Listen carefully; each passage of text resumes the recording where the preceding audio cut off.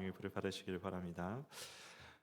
로마서 7장, 8장은 이전에 한번 제가 이 본문으로 가지고 설교를 한 적이 있는 말씀입니다. 그리고 얼마 전에 또 담임 목사님께서 설교를 하셨죠. 근데 왜 또 이 본문을 들고 이 강단에 서게 되었느냐? 왜 들고 나왔느냐? 사실 이 로마서 7장과 8장은 저희 인생의 숙제와 같은 말씀입니다. 어, 제 인생의 사실 숙제와 같은 말씀입니다.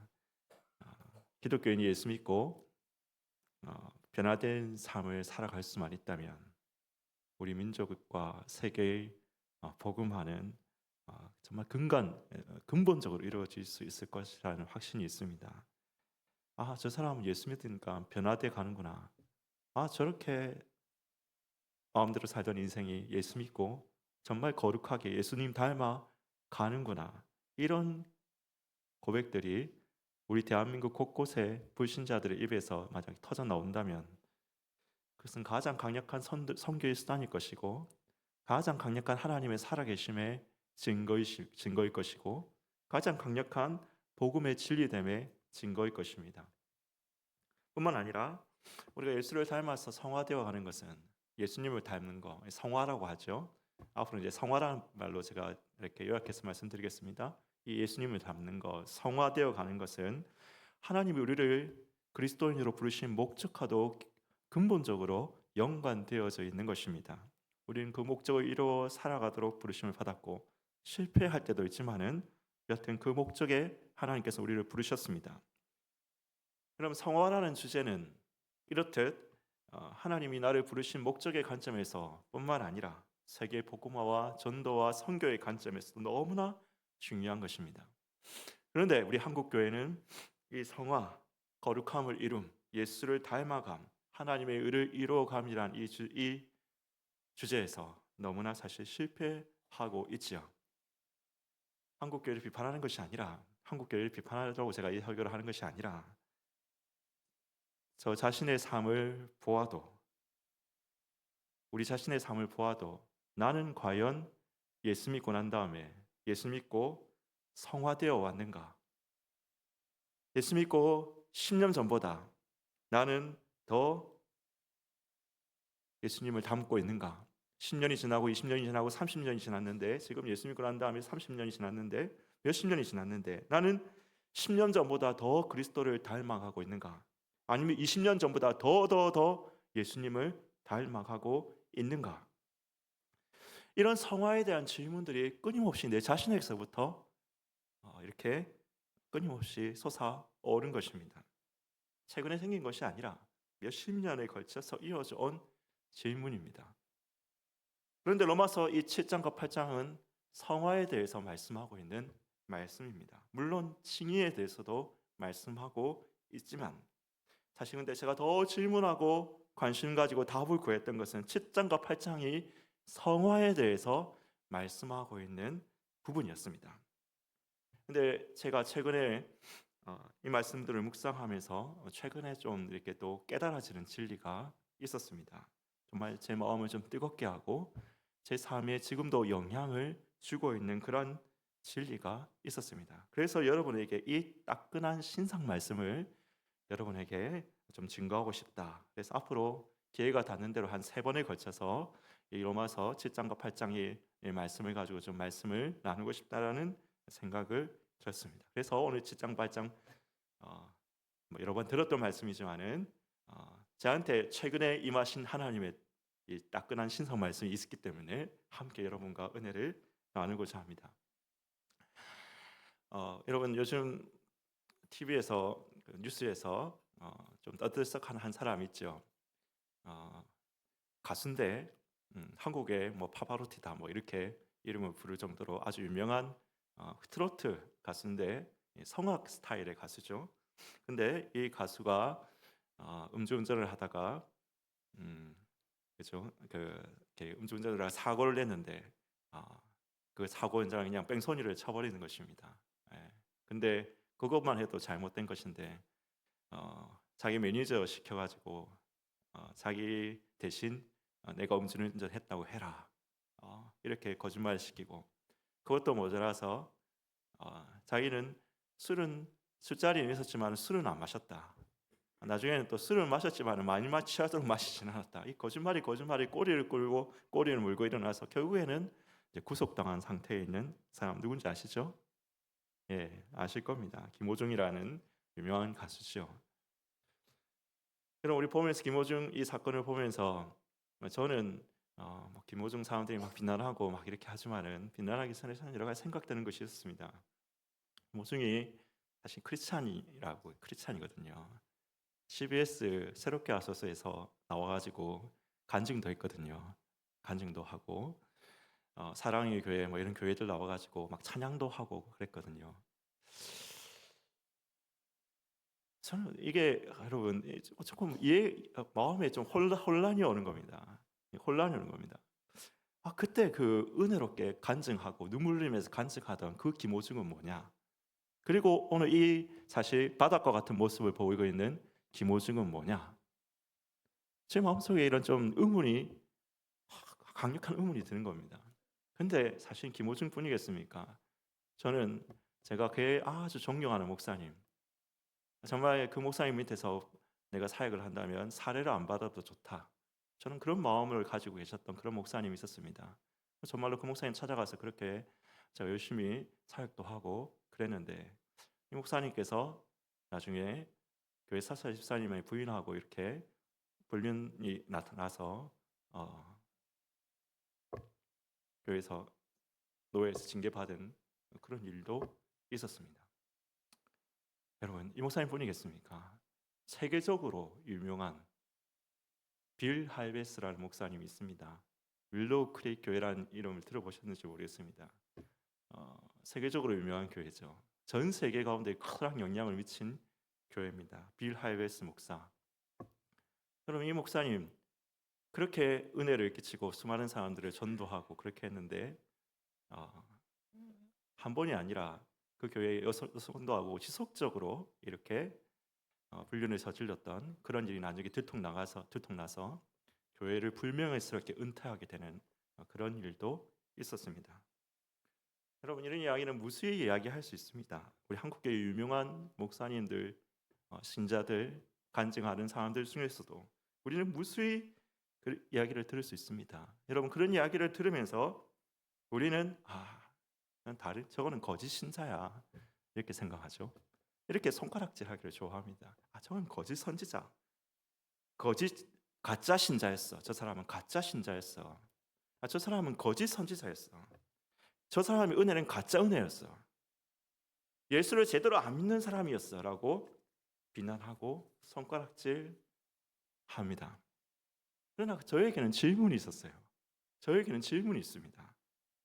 그들이 거짓 신자라면, 그들이 거짓 선지자라면, 그들이 전한 간증과 말씀과 말씀들이 가짜 은혜라면 그 가짜의 은혜 받은 나는 뭔가? 그 가짜의 은혜 받은 나는 뭔가? 라는 질문이었습니다. 나는 빌 하이베스가 지은 혼자 있을 때 당신이 누구인가라는 책을 은혜롭게 봤습니다. 이 책을 보면서 빌 하이베스 목사가 혼자 있을 때 교회 여신도와 무슨 죄를 저지른지도 모르면서 저는 소위 은혜 받았다고 생각했습니다. 우리 한국교회 유명한 전모 목사님이 하나님의 영광에 대해서 설교했을 때 저는 그가 어떤 죄를 저지른지도 모르면서 은혜 받았다라고 이렇게 생각했습니다. 가슴이 뜨거워지고 은혜를 받았습니다. 그 은혜는 가짜인가? 그 은혜는 가짜인가? 그런데 그들의 그 드러난 죄를 가지고 그들의 인생, 그들의 간증, 그들의 말씀 전부가 가짜이고 거짓이고 가짜 은혜라고 단정해버리려고 하기 전에 하나님이 나에게 하시는 말씀이 있는 것 같았어요. 하나님이 나에게 하시는 말씀, 하나님 나에게 하시는 말씀, 그게 뭔가? 그러면 너는 진짜인가? 그러면 너는 진짜인가? 라는 것을 물으시는 것 같았습니다. 너는 네 인생에 가장 오욕되고 가장 부끄러운 죄성이 온천하에 드러난다면, 만천하에 드러난다면 당당하게 고개 들고 다닐 수 있는 사람인가? 너는? 하나님 그렇게 질문하십니다. 저는 하늘 우러러 한 점 부끄러움 없는 사람이라고 그렇게 말하고 싶지만은 솔직히 말해서 그렇지 못할 것 같습니다. 그러면 나는 가짜인가? 가짜인가? 내가 그리스도의 십자가를 생각하면서 흘렸던 그 눈물들, 고통받는 형제들을 생각하면서 느꼈던 그 안타까움과 사랑들, 성령의 임재 가운데서 압도되었던 그 하나님의 영광에 대한 체험들, 그 모든 것은 가짜인가? 나는 가짜인가? 그것은 가짜가 아니죠. 나는 가짜가 아니라고 확신할 수 있습니다. 적어도 나는 그것이 가짜가 위선이 아니고 내가 흉내낸 것이 아니고 제가 흉내낸 것이 아니고 제가 여러분한테 보여주기 위해서 그렇게 한 것이 아니라는 것, 저는 이 시간 당당하게 확신하게 말씀드릴 수 있습니다. 그것은 진짜입니다. 거짓도 아니고 위선도 아니고 외식도 아니라 나는 진짜 그 사랑을 경험했고 나는 진짜 그 영광과 임재를 경험했습니다. 그런데 그 사랑과 그 경험과 그 임재와 그 영광을 경험한 나에게 어떻게 온 세상에 드러나면, 온 세상에 들통나면 얼굴을 들고 다닐 수 없는 그런 죄가 동시에 존재할 수가 있는가? 그런 죄가 동시에 어떻게 존재할 수가 있는 것인가? 그런데 여러분, 이것이 나의 탄식일 뿐만 아니라 로마서 7장이 말하고 있는 탄식이라는 것을 발견한 것입니다. 21절 말씀 한번 보겠습니다. 21절, 22절, 23 제가 한번 쭉 읽어보겠습니다. 그러므로 내가 한 법을 깨달았노니 곧 선을 행하기 원하는 나에게 악이 함께 있는 것이로다. 내 속사람으로는 하나님의 법을 즐거워하되 내 지체 속에서 한 다른 법이 내 마음의 법과 싸워 내 지체 속에 있는 죄의 법으로 나를 사로잡는 것을 보는도다. 오호라, 나는 공고한 사람이로다. 이 사망의 몸에서 누가 나를 건져내랴. 여러분, 이 말씀이 불신자의 고백이냐 신자의 고백이냐는 해묵은 논쟁과 논란이 있습니다. 불신자의 고백이다라고 이렇게 이야기하는 사람들은 주로 이제 8장을 칭의의 관점에서 봅니다. 이것은 신자의 고백이다. 신자가 아니면 불신자가 어떻게 속사람으로는 하나님의 법을 즐거워할 수 있느냐? 마음으로는 하나님의 법을 즐거워할 수 있는 사람이 어떻게 불신자가 그렇게 할 수 있느냐? 이것은 신자의 고백이다라고 이야기하는 사람들이 있습니다.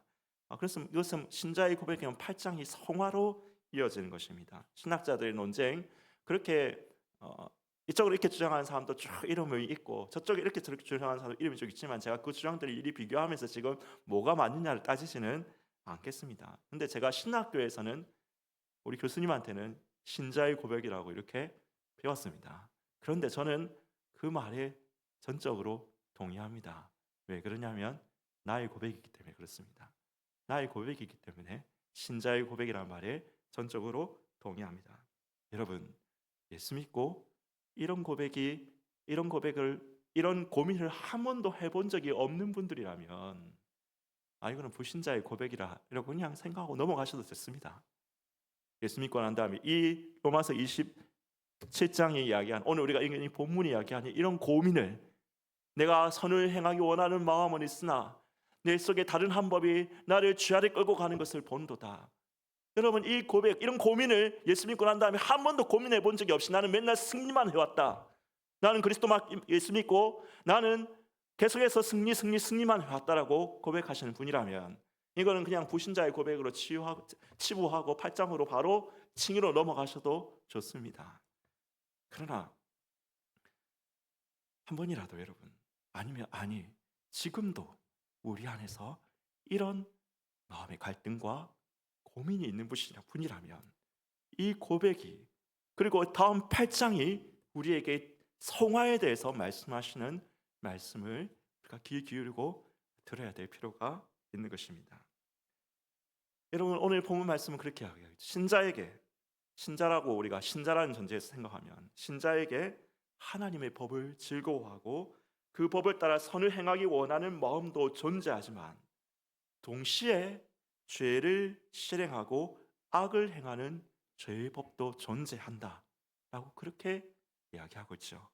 그렇다면 여러분, 우리가 어떤 그리스도인들을 보면서 그것이 뭐 김호중이 되었든 누가 되었든 간에 어떤 사람이 되었든 간에 그들의 죄의 모습을 보면서 아이 저런 놈이 그리스도인이라고 욕하고 분노하고 손가락질하며 저건 가짜야. 저건 가짜 신자야. 거짓 선지자라 단정하기 전에 여러분, 나는 그렇게 단정하지 않습니다. 저는 그렇게 단정하지 않습니다. 저는 압니다. 그가 받은 은혜가 가짜가 아니라는 거. 그가 눈물을 흘렸던 눈물이 가짜가 아니라는 거. 그가 행했던 선이 가짜가 아니라는 것. 그가 전했던 은혜가 가짜만이 아니었다는 것. 나는 나의 삶을 비추어서 보아서도 알고 무엇보다도 오늘 성경 말씀을 비추어서 로마 7장의 성경 말씀을 비추어서 보면 저는 그렇게 이야기할 수 있습니다. 가짜가 아니었다는 것을 알 수 있습니다.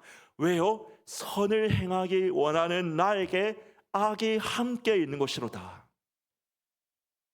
선과 악이 공존한다는 것이죠. 그리스도인에게 선과 악이 공존하고 있다는 것이죠. 선을 행하기 원하는 마음도 있지만은 악이 나와 함께 있다라고 바울이 고백하고 있는 것입니다.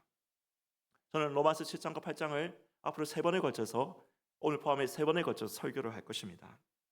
세 번째 마지막 설교의 주제는 성령의 은혜를 사모하라 라는 주제로 설교할 겁니다. 두 번째는 육신대로 살면 반드시 죽는다라고 이렇게 설교할 것입니다.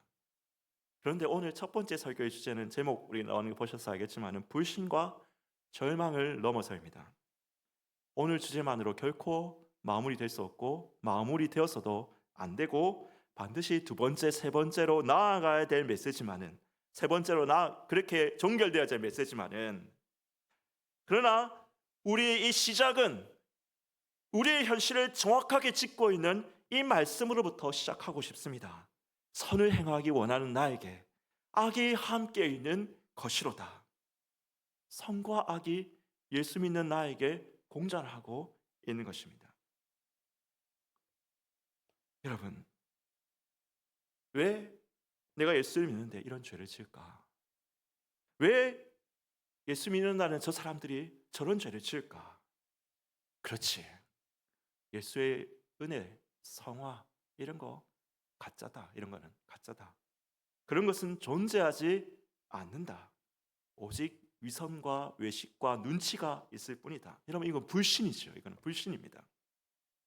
더 이상 성화라는 것을 믿지 않는 성도들이 있다는 거예요. 지금 근데 이 불신하는 성도들이 많다는 거예요. 한국교회 우리에게 성화라는 것을 믿지 않아요. 더 이상 그냥 지옥 갈 수는 없으니까 예수님 믿는데 대충 믿다가 죽어 천국이나 가지.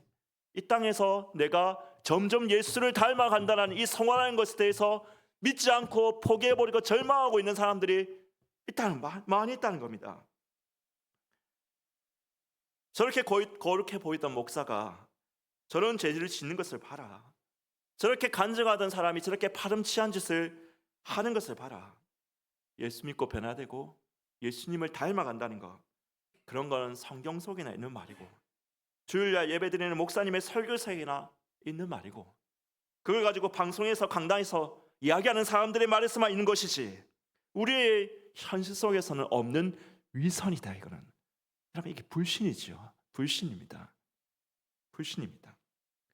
우리는 이 불신을 넘어서야 됩니다. 혹은 어떤 사람은 이렇게 생각하는 사람도 있습니다. 나는 수련회 때 가서 혹은 부흥회 때 큰 은혜 받았다고 생각했는데 그래서 수련회 가가지고 울고불고 기도하고 부흥회 때 정말 대성통곡하면서 기도하고 정말 큰 은혜를 받았다고 생각했는데 며칠 못 가서 화내고 악담하고 육신의 정욕, 안목의 정욕, 이생의 자랑을 여전히 행하고 있는 나의 모습을 보았다. 저 목사님은 성화될 수 있을지 모르고 저 착해 보이는 장로님 권사님은 성화되어 갈지 모르겠지만 나는 죄 아래 있고 죄성의 지배 아래서 쳇바퀴 도는 듯한 삶을 살고 있다. 나는 성화될 수 없다. 지식은 조금 늘어날 수 있을지 모르겠지만 내 삶의 인격과 삶의 근본적인 태도가 예수를 닮아가고 예수와 일치되어 가는 것이 나에게는 일어나지 않는다. 여러분, 이거는 절망이죠. 절망. 여러분, 불신과 절망을 넘어서야 됩니다. 오늘 불신과 절망을 넘는 시작점으로 오늘 우리에게 주시는 이 로마서 7장의 말씀은 나는 죄가 없이 완벽하다, 그것도 아니고 나는 죄밖에 없다, 이것도 아니고 내 안에 선을 원하는 마음과 악을 행하는 것이 공존하고 있다라고 말씀하고 있습니다. 여기서부터 우리가 시작해 봅시다. 이 나의 현실, 우리의 현실을 정확히 진단하는 이 말씀으로부터 시작해 봅시다. 그때 여러분, 우리는 깨닫게 됩니다. 이 우리의 현실을 정확하게, 우리 안에 선과 악이 공존하고 있다. 우리 그리스도인 안에 선을 행하기 원하는 마음도 있고, 그렇지만은 또한 악을 행하는 것도 동시에 존재하고 있구나.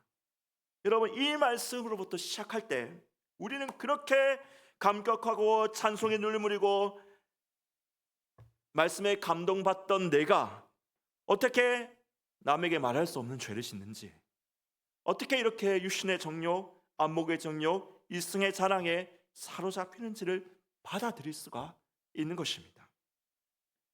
내가 흘린 눈물, 내가 받은 은혜, 내가 받은 결단과 결심이 가짜가 아니란 거예요. 가짜가 아닙니다. 내 안에 선과 악이 공존하는 거예요. 그때 우리가 불신을 넘어설 수 있어요. 이 말씀을 인정해야지. 불신을 넘어설 수 있어요. 불신을. 내 안에 선을 원하는 마음과 악을 행하는 것이 공존하고 있다. 여러분, 이 현실을 우리가 정확하게 이 말씀에서부터 시작할 때 나는 은혜 받아도 안 된다. 나는 또 죄를 지을 거고 또 죄를 지을 거다. 나는 안 된다. 나뿐만 아니라 나는 안 된다. 저 사람은 될지 몰라도, 저 거룩해 보이는 저 사람은 될지 몰라도 나는 안 된다. 여러분, 여기서 이것이 아니라 여러분, 그 고민이, 여러분들의 그 고민이 여러분만의 고민이 아니라 저의 고민이기도 하고 목사님의 고민이기도 하고 모든 신자의 고민이기도 하고 오늘 바울의 탄식이기도 하다는 것이지요. 그 탄식과 고민과 갈등을 부정하는 것이 아니라 인정하는 것에서부터 오늘 말씀이 성화의 길을 제시하고 있다는 것을 우리가 알게 되는 것입니다. 나의 현실에 절망하는 것이 아니라 나의 현실을 받아들입니다. 그런데 받아들여가지고 그 자리에 머물라는 것이 아닙니다. 그 현실에 머물라는 것이 아니라 그 현실에서부터 시작하는 것입니다. 시작하는 것입니다. 계속해서 제가 이 말씀을 가지고 길에 있을 때마다 설교를 할 겁니다. 그렇지만 오늘은 마지막으로 로마서 8장 1절 2절 말씀을 살펴보는 것으로 이 설교를 마무리하려고 합니다. 저는 앞으로 우리가 육신대로 살면 반드시 죽는다는 것을 말씀드릴 것이고, 그리고 그리스도의 영으로 하나님, 오늘 성가대도 이렇게 정말 시적절하게 읽어주셨는데, 하나님의 영으로 우리가 몸의 행실을 죽이면 살 것이다 라는 이 말씀도 드릴 것입니다. 오늘 제가 설교하는 우리 안에 선과 악이 공존하고 있다는 것과 인정한다, 공존하는 것을 인정하는 이 말씀과 좀 사뭇 좀 다르게 느껴질 수 있고 모순되게 느껴질 수 있지만은 결코 이런 말씀 다 들으면은 결코 그것이 모순되는 이야기가 아님을 알게 될 겁니다. 그러나 그 모든 것 전에 오늘 그것을 가능케 하는 이 진리의 위대한 진리의 두 구절, 칭의와 성화의 근간이 되는 이 위대한 두 구절의 말씀을 마지막으로 함께 한번 보고 말씀을 마무리하도록 하겠습니다. 1절 2절 말씀, 그리스도 예수 안에 있는 자에게는 결코 정죄함이 없나니 이는 그리스도 안에 있는 생명의 성령의 법이 죄와 사망의 법에서 너를 해방하였습니다. 여러분, 이것은 칭의의 선언이죠. 물론 칭의의 선언입니다. 우리를, 죄인된 우리를 의롭다고 선언하시는 칭의의 선언입니다. 하지만 로마서 8장이 성화를 말하고 있다는 점에서 보면 이 말씀은 성화의 근간이 되는 말씀이기도 합니다. 이 말씀을 우리가 성화의 관점에서 함께 한번 봅시다. 거룩하게 되는 것, 점점 예수님을 닮아가는 것, 이 성화의 관점에서 오늘 우리 말씀을 한번 봅시다. 먼저 죄와 사망의 법이 뭔지를 알아야 됩니다. 죄와 사망의 법. 죄와 사망의 법이란 게 무엇일까요? 로마서 6장 23절 한번 읽어보겠습니다. 로마서 6장 23절. 같이 한번 읽어보겠습니다. 시작. 죄의 삭은 사망이요 하나님의 은사는 그리스도 예수 우리 주 안에 있는 영생이라. 여기서 중요한 죄의 삭은, 죄의 결과는 사망이라는 것이죠. 죄의 삭은 사망이다. 근데 여러분, 이 죄의 삭은 사망이다라는 것의 성격을 우리가 이해할 수 있는 아주 또 로마서에서 동일하게 이것을 설명하고 있는 보여주는 말씀이 있습니다. 로마서 1장 28절에서 29절 말씀 우리 한번 읽어보겠습니다. 자, 시작. 또한 그들이 마음에 하나님 두기를 싫어하며 하나님께서 그들을 그 상실한 마음대로 내버려 두사 합당하지 못한 일을 하게 하셨으니 또 모든 불의, 추억, 저악, 탐욕, 악의가 가득한 자요 시기, 살인, 분쟁, 사기, 악독이 가득한 자요 수근수근하는 자요. 여러분, 다시 한번 아까 우리 프레젠테이션 한번 띄워주시겠습니까? 여러분, 죄와 사망의 법이라는 것이 무엇입니까? 죄는 사망을 낳는다는 것이죠. 첫 번째 이 법칙은 죄는 사망을 낳습니다. 근데 이 사망은 본질적으로 이야기하면 우리 육신이 죽는다, 우리가 무덤에 간다는 의미를 넘어서는 거예요. 이 사망은 본질적으로는 하나님과의 단절이에요. 하나님과의 단절. 성경이 이야기하는 사망의 본질은 하나님과의 단절입니다. 하나님과의 단절. 그렇다면 여러분, 죄가 사망을 낳으면, 죄가 사망을 낳고 죄가 하나님과의 단절을 낳으면 아까 로마서 1장 28절 29절에서 이야기한 것처럼 저들이 하나님 마음이 두기를 싫어하니까 하나님께서 그들을 내어버려 두시죠. 단절되죠. 그러니까 어떻게 됩니까? 그들이 불의, 악독, 추악, 탐욕, 시기, 살인, 분쟁 이런 죄악들을, 더 큰 죄들 행한다는 것입니다. 이것이 로마서 1장 28절 말하고 있는 것이죠. 그러니까 뭡니까? 사망은 더 큰 죄를 낳는다는 겁니다. 죄가 사망을 낳고, 죄가 하나님과의 단절을 낳고, 이 하나님과 사람이 단절되면 그것은 더 많은 죄를 낳는다는 것입니다. 그래서 결국은 어떻게 된다는 겁니까? 영원한 사망에 이르게 된다. 이것이 죄와 사망의 악순환의 고리, 악순환의 고리의 법칙이에요. 죄와 사망의 악순환의 고리의 법칙. 다음 화면 한번 띄워주시겠어요? 여러분, 이렇게 좀 약간 도표를 표현하자면 이렇습니다. 죄는 사망을 낳습니다. 하나님과의 단절을 낳아버려요. 여러분, 그렇게 하면 어떻게 됩니까? 더 많은 죄가 생겨나요. 더 많은 죄는 그러면 어떻게 되겠습니까? 더 하나님과 멀어지게 만들겠죠, 사람을. 그래서 이것은 악의 연쇄고리예요. 악의 연쇄고리. 악의 죄의 악순환의 연쇄고리예요. 그래서 결국에는 영원한 사망에 이른다는 것이 죄와 사망의 법칙입니다. 영원히 하나님께 버림받는 더는 것이죠. 여러분, 우리 인간은 이 악순환의 고리를 끊을 수 없습니다. 이 악순환의 고리를 끊을 은혜의 개입이 필요합니다. 은혜의 개입. 여러분, 그 은혜가 무엇입니까? 바로 예수 그리스도의 십자가죠. 십자가의 보혈이죠. 십자가의 보혈. 십자가의 보혈이 그거는 좀 이따가 띄워주시고, 십자가의 보혈이 죄가 사망을 낳는다는 이 죄의 법칙을 끊어버리는 것이죠. 죄는 하나님과의 관계를 끊어버리지만은 이곳에 십자가의 은혜가 임하면 죄의 사함이 임하고 죄가 효력을 상실하게 되는 것입니다. 예수 안에 있는 자에게는 결코 정죄함이 없습니다. 이것은 죄의 책임에서부터, 죄책에서부터, 죄의 결과로서부터 우리는 하나님의 법정에서 사하심을 받고 자유함을 얻는다는 뜻입니다. 이것을 우리가 칭의라고 이야기합니다. 그런데 여러분, 오늘 본문은 제가 다시 한번 말하지만 칭의에 대해서 말하고 있지만 칭의만을 말하고 있지는 않습니다. 칭의를 말하고자만 했다면 예수 안에 있는 자들은 결코 정죄함이 없나니 이는 그리스도의 십자가가 너의 죄를 사하셨습니다. 그리스도의 십자가가 죄와 사망의 법에서 너를 해방하였습니다. 이렇게 말하고 끝나면 될 겁니다. 그런데 오늘 본문에는 생소하진 않지만 여러분, 우리 가운데 놀라운 두 단어가 등장해요. 놀라운 두 단어가 등장합니다.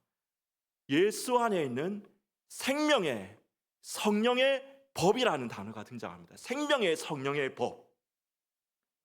여러분, 우리가 읽으면서 그냥 좋은 법인가 보다 이렇게 넘어갈 게 아니거든요.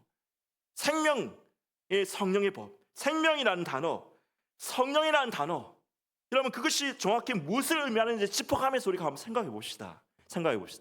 왜 이 문맥에서, 이 단락에서, 이 문장, 이 중요한 말씀에서 이 단어 생명의 성령의 법이라는 단어를 쓰고 있는지 우리가 한번 생각해 봅시다. 여러분, 아까 이야기했죠. 죄가 사망을 낳는다고 했죠. 하나님과의 단절을 낳는다고 했죠. 하나님과의 단절을 낳습니다. 그렇다면 예수 안에 있는 생명이란 무엇입니까? 예수 안에 있는 생명, 죄가 단절이라면, 하나님과의 단절이라면 생명은 뭡니까? 우리 전에 부흥회할 때 한상교회 그 목사님 오셔가지고 이야기한 거 여러분 들으셨죠? 저도 한 번씩 자주 이야기하죠. 생명이라는 겁니까? 뭡니까? 하나님과의 연합이에요. 하나님과의 연합이에요.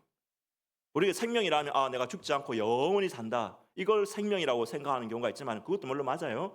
맞지만은 본질적으로는 하나님과의 연합입니다. 하나님과의 연합.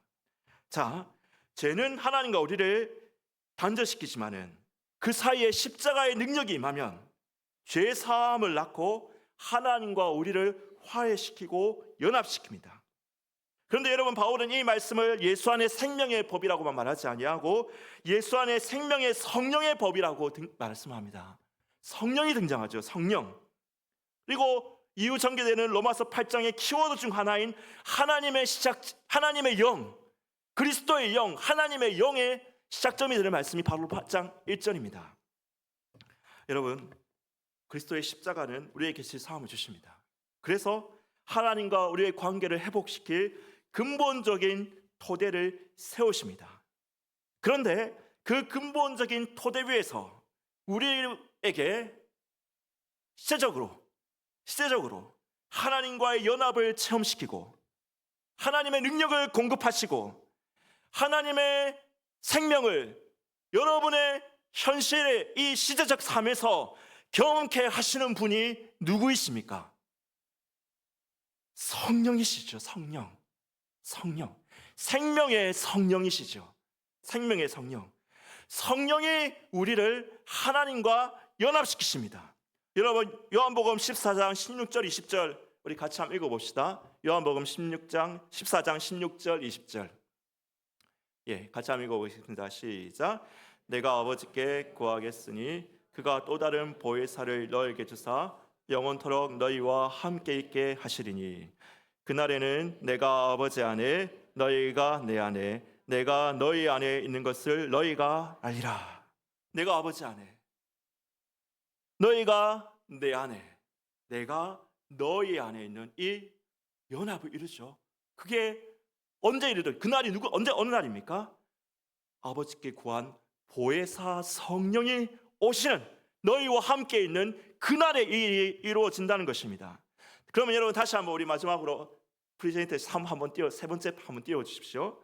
다시 한번 죄와 사망의 법을 생각해 봅시다. 죄는 하나님과의 단절을 낳고 그것은 더 큰 죄를 낳고 결국 영원한 사망을 낳습니다. 이 악의 연쇄고리의 법칙에서 여러분, 인간은 이 악의 악순환의 고리를 끊을 수 없지만은 우리는 우리 힘으로는 도저히 끊을 수 없지만은 이곳에 십자가의 죄 사함의 은혜가 임하죠. 십자가의 죄 사함의 은혜가 임합니다. 어떻게 됩니까? 죄 사함을 받습니다. 그리고 어떻게 됩니까? 죄 사함을 받고 성령이 임하십니다. 하나님과 연합됩니다. 하나님의 생명이 임합니다. 우리가 의를 행할 수 있게 됩니다. 우리는 영원한 생명을 받게 되는 것입니다. 죄와 사망의 법칙, 생명의 성령의 법칙, 뭐가 틀린지 우리가 아시겠습니까? 죄가 사망을 낳고 사망이 더 큰 죄를 낳고 결국 영원한 사망을 낳게 되는 이 죄와 사망의 법칙에서 여러분 그리스도의 십자가의 그 은혜가 우리 가운데 여러분 죄 사함을 낳게 하고 여러분 죄의 그 고리를 끊어버리고 죄책을 끊어버리고 여러분 그것을 끝나는 것이 그곳에 성령이 임하셔서 하나님의 생명을 받게 되고 그래서 우리가 의를 행할 수 있게 되고 여러분 이 생명의 법칙에 따라서 우리가 살아갈 때 영원한 생명을 얻는다. 여러분 예수 안에 있는 생명의 성령의 법은 죄책에서부터 그러니까 죄의 결과에서부터 우리를 자유케 하실 뿐만 아니라 이것은 칭의의 관점이죠. 그뿐만 아니라 죄 자체에서부터 우리를 승리케 하시는 법이라는 것입니다. 죄 자체에서부터 우리를 승리케 하시는 법. 로마서 8장은 그 이야기를 우리 가운데 하려고 하고 있어요. 죄 자체에서부터 우리를 승리케 하시는 법. 자, 그러면 앞으로 제가 세 번 기회했을 때마다 말씀을 드리겠습니다. 먼저 말씀을 오늘 마무리하겠습니다. 훌륭한 그리스도인이라고 은혜 받았던 사람에게서 죄의 모습이 드러날 때 아니, 그걸 다른 사람 놔두고 나에게서 여전히 발견되는 죄의 모습 때문에 이것 봐라. 성화라는 것은 없다. 그냥 그렇지만 지옥 갈 수는 없으니까 예수 믿고 대충 믿다가 죽어서 천국이나 가는 거지 뭐. 여러분 불신하지 마십시오. 하나님 다른 사람은 몰라도 나는 안 됩니다. 나는 아무리 애써도 여전히 죄를 짓고 있습니다. 여러분 절망하지도 마십시오. 선을 행하기 원하는 우리에게 악이 공존하고 있습니다. 이것은 나의 고백이고 저의 고백이기도 하고 동시에 우리의 현실을 직시키는 로마서 7장의 말씀이기도 합니다. 그러나 그렇다고 우리가 죄를 방치하고 악을 방치하라는 말씀이 아닙니다. 우리 현실이 이렇다고 이것을 방치하고 있으라는 말씀이 아닙니다. 여러분 오히려 로마서 8장 1절이 말씀하는 대로 죄를 짓고 절망하지 말고 죄를 방치해서 그것이 더 큰 죄를 낳고 더 큰 죄를 낳고 더 큰 사망을 낳고 결국 영원한 사망에 이르는 죄와 사망의 법칙의 고리에 빠져들지 말고 여러분 죄를 지었을 때 그리스도의 십자가의 보혈이 죄의 법칙을 깨트리고 우리를 죄책에서 자유케 하시기를 구하시기를 예수님의 이름으로 축원합니다. 그런데 여러분 그렇게 회개기도했으니 끝나자 이게 아닙니다. 회개기도했으니 나는 자유한다. 양심의 가책을 벗어서 홀가분하다. 여기에서 끝나면 절대 안 된다는 겁니다. 그 제사함 위에 뭐가 임하셔야 됩니까? 성령이 임하셔야 되죠. 성령이, 그죠? 성령이 임하셔서 다시 하나님과의 교제를 회복하고 다시 하나님과 연합하게 돼서 그래서 죄를 짓지 아니하고 의를 행하는 자로 나아가게 되는 것. 생명의 성령의 법이 지배하는 삶이 되시는 성도님 여러분 되시기를 예수님의 이름으로 축원하는 것입니다. 우리 함께 찬양하겠습니다. 주 앞에 나와 제사를 드리네. 우리 찬양 같이